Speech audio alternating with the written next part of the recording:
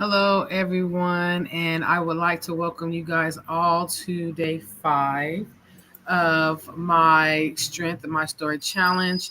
Again, this is just a challenge that I have that I started for my healing and in the hopes that I can reach a lot of individuals who are in the midst of their healing journey, no matter where they are, whether they're in the start, the middle, towards the end, somewhere in between all of that messy glue. Um, it's just to let everyone know that healing is possible, and just like the previous days, I'm going to share moments from my past that deeply shaped how I saw myself and kind of go over what I did, the steps that I took to be able to overcome some of those traumas and still have to do sometimes to overcome a lot of things that's happened to me. So, in that, I'm going to share the trigger warning. This story includes themes of domestic violence, physical abuse, and emotional manipulation.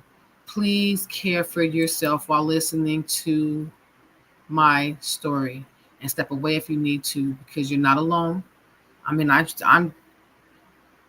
trigger myself when I put myself in the situation and go back into these moments, but I do know I have the tools that I've been using to help me cope with it, and you have to do what's best for you. So I want to thank you for tuning in, and we're going to get started, okay?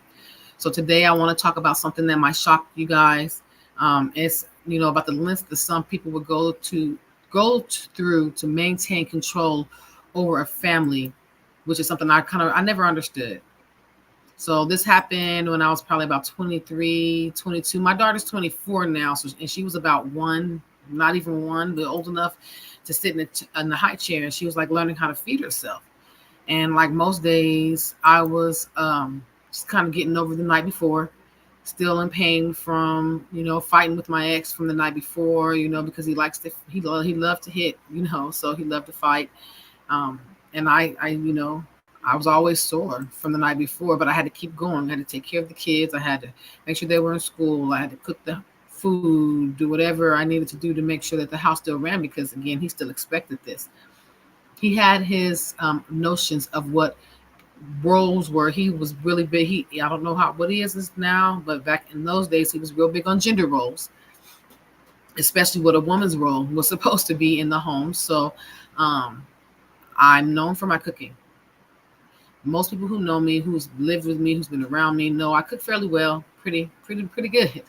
Um, so that night I was cooking. I remember what I was making. I was making neck bone and lima bean stew, cornbread, collard greens, and the cornbread I could collard green. No, sorry, the collard greens I would mix in with it. I just kind of made one big pot of stew just for cleaning purposes, but it always came out really good. So no one's ever complained about it. But I had this big stew, and then I was making a batch of cornbread.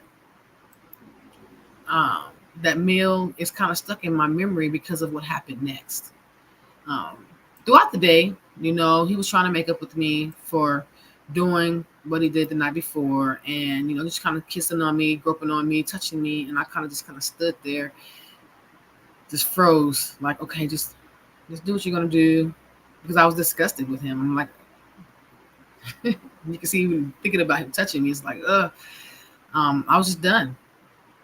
I wouldn't really respond. I would just let him do what he was going to do, and that kind of set him off. It annoyed him. He would start fussing at me, and he'll run off to go play his game, and just get mad. And then I was like, okay, nothing happened.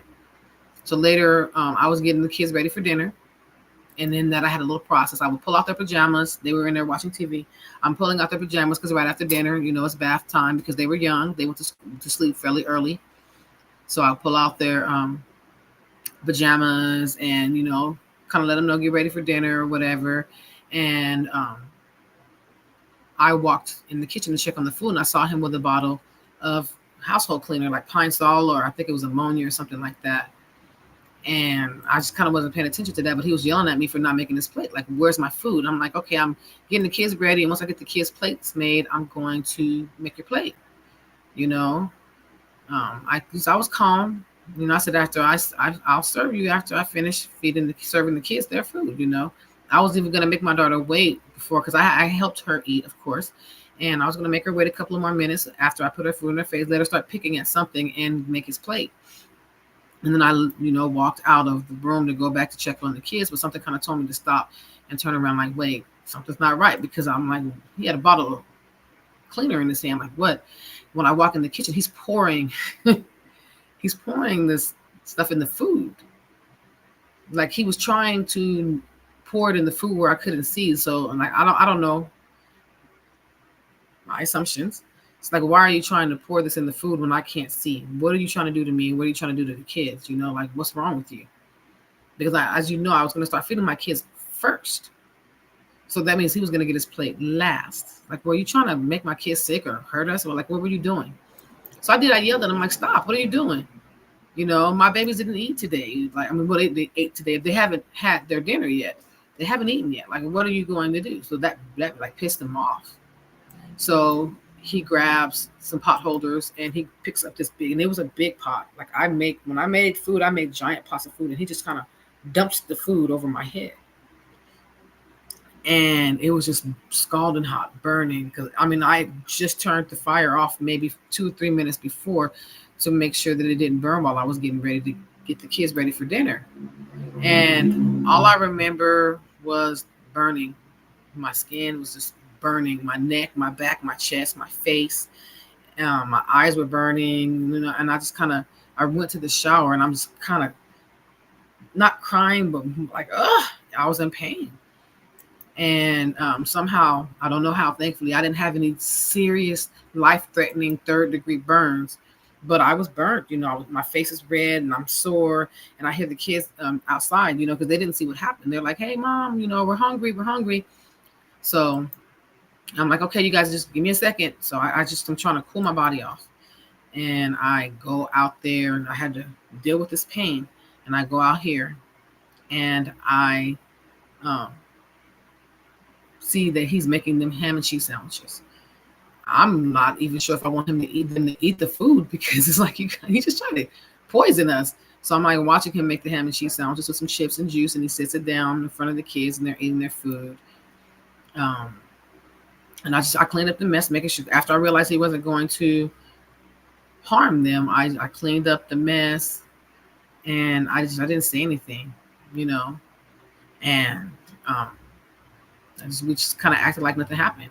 And that night, I'm realizing back, as I was thinking about it, he was more mad because I wasn't responding to him physically the way he wanted me to. So then later on that night, I just kind of gave in, whatever, do what you're going to do. I was burnt, I was broken, I was exhausted, but I was just trying to keep the peace. I was just tired. Again, I was a young adult. I had been with him at that time since I was 16 years old. And I've been going through this. I had tried to leave him, I don't know how many times up to that point. And I was just at that point just tired. Trying to leave him didn't work. He would break back into my house, or he'd find me, or whatever the case. So at this point, I was just like, it is what it is, So the negative thoughts that I was having at that time was I felt like I didn't matter. Not as a woman, not as a mother, not as a wife, not as a human being. I felt like I did not matter at all to this man, because how could you do something like that? And to you, not only to me, but to your children. So I felt like I didn't matter. I felt like we didn't matter, and I blame myself for not leaving. I did try to leave, but I kept, things kept happening to make me have to come back. Or if I were to make him leave, he would get in the house and I couldn't get him out, and I just gave in. So I felt bad about not ending the relationship sooner. I believed I was weak for giving in, just so that I could survive. And I felt like I was just an invisible, disposable person. Like, no, I wasn't worth anything. So sorry about the noise. You guys already know. If you've been with me a while, that's just how it is out there. I'm working on getting a quieter space. Have you ever sacrificed your own safety or peace just to keep someone else calm?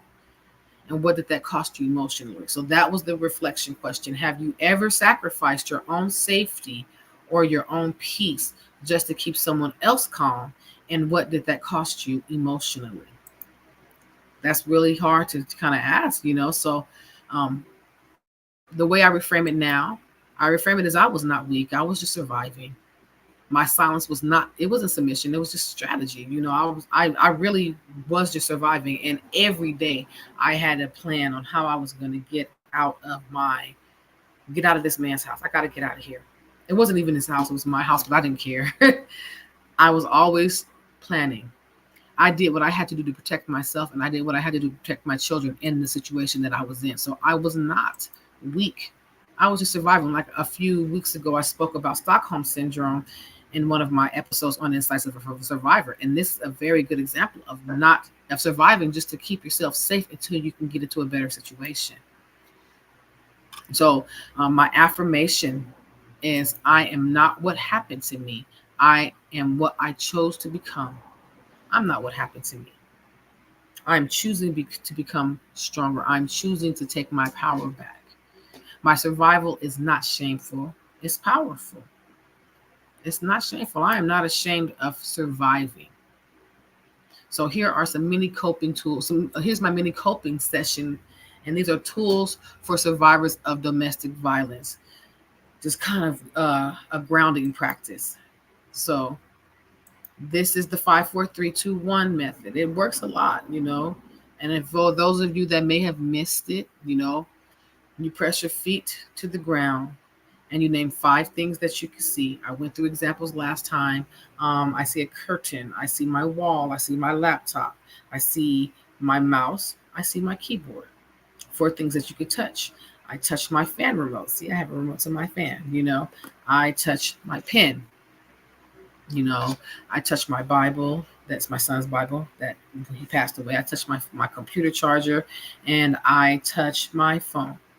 3 things that you can hear. I can hear my fan. I can hear the cars outside, and I can hear my daughter coughing next door. 2 things you can smell. I smell the rain outside because it's been thundering a lot. And I can still smell the biscuits from breakfast. And 1 thing you can taste, or you have to take a deep breath, because I don't taste anything I'm not eating. Actually, no. I could taste my lip gloss. It's a sweet flavor, so I taste my lip gloss. And what that is meant to do is to kind of reclaim your presence and bring you in the now. And it kind of stops you from panicking, I guess. So, and then it's kind of a body care reminder. When you've been physically harmed, even small acts of self-care, a warm bath, applying lotion, or resting in silence, it's revolutionary. So just remember, just give yourself just a couple of minutes it's hard to get those few minutes, but try to do something. Even if you have to rub some lotion on your arms. Write a burn letter. Write out loud what you wish you could have said to your abuser. Don't send it to them. Do not send it to them. Burn it or rip it when you're done, and leave it there. Just leave it there. Don't give it to them. Leave that there. And then have a safety plan. Have a trusted person that has a code word and an exit strategy, even when it's just something that is written down in your phone numbers. But you have to make sure when you have an exit plan that it is not somewhere where your abuser can find it, because that can put you in danger. In a course that I have with a coworker, or not a coworker, a colleague of mine, a really good friend of mine, we go over safety plans. But having a safety plan is very important, because empowerment includes preparation. Okay. So here's our 1-minute power empowerment challenge. Take 60 seconds and say this out loud. What happened to me was not my fault. I'm worthy of safety, love, and peace. I survived the unthinkable, and that makes me unstoppable. So we're going to do that again, okay? What happened to me was not my fault. I am worthy of safety, love, and peace. I survived the unthinkable, and that makes me unstoppable. And as a bonus, I think you should, I would challenge you to look in the mirror every day and repeat it as many times as you can. Because that is important for us to remind ourselves, because sometimes we forget. Sometimes we like, oh my God, we get into those moments and we blame ourselves for the things that's happened to us in the past. And it's not our fault. Okay, so Now we're going to jump into our survivor spotlight. Today, I want to honor someone whose resilience has shaped this community. Amanda Harris, she's the founder of Open Letters to a Survivor, and she is fighting a healing battle every day. As a child, Amanda was betrayed by her parents, by her uncles, aunties, everyone who was supposed to keep her safe, and they did things to her that she is currently fighting through. I won't go into her story because it is her story to tell, but she's lived through horrors that should never ever happen to any human being, let alone a child. And yet she rose. She graduated high school, she got a college degree, and she fought and still fights through the darkness and makes it her mission to shine through the light for others. No matter what she feels, no matter what she's going through, she does everything that she can to try to fight through her darkness and rise for and shine for others. Amanda now uses her voice and her story to educate others about mental health, healing, and survivorship. And she's also a poet. She expresses herself a lot through poetry, and it's beautiful. She shows up consistently for others, even when she's hurting herself. And that is the definition of strength. Amanda, hey sis, she's actually someone I know personally that I speak to on a daily basis, and you are loved and you are needed. And today we honor you because your story is saving lives. And I want to thank you. Thank you for being a part of this community. So if today's story has touched something deep inside of you, don't hold it in. Don't hold it in. Share it. Share your thoughts. Share this episode. Like, subscribe, and comment. Message someone or just sit in what you feel and, let it marinate with you. And if you missed days 1 through 4, don't worry about it.